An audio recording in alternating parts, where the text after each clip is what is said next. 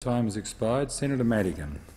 Thank you, Mr Acting Deputy President. I am pleased to contribute to today's debate on the Turnbull government's lack of courage on matters of importance to everyday Australians.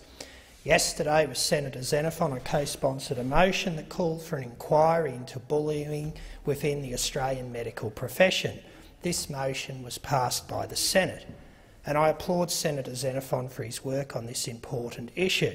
And I was pleased to stand beside him because of the actions of the Australian Health Practitioner Regulation Agency against the small number of doctors who are treating patients in Australia presenting with Lyme disease, or as referred to in this place, a Lyme-like illness.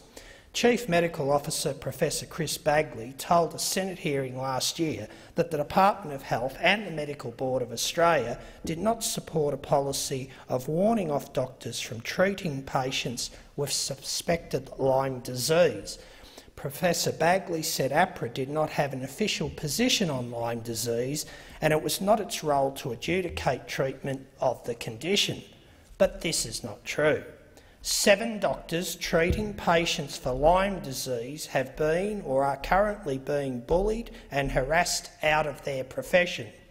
Camberwell Dr Geoffrey Kemp, a GP of more than 40 years' experience, has treated more than 350 patients for Lyme symptoms and is now unable to continue because of severe, some would say outrageous restrictions on his practice.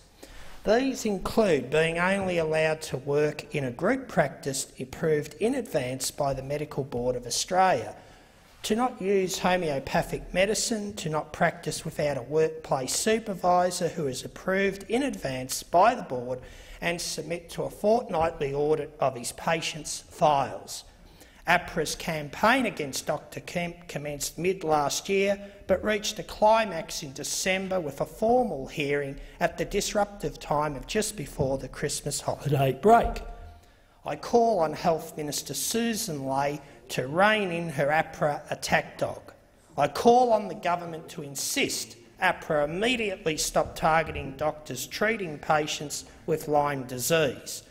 This campaign of harassment and bullying is creating medical refugees out of thousands of sick Australians who now can't obtain treatment or who must go overseas to do so.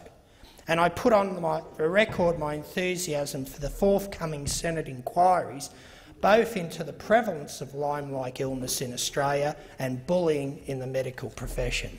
Thank you, Senator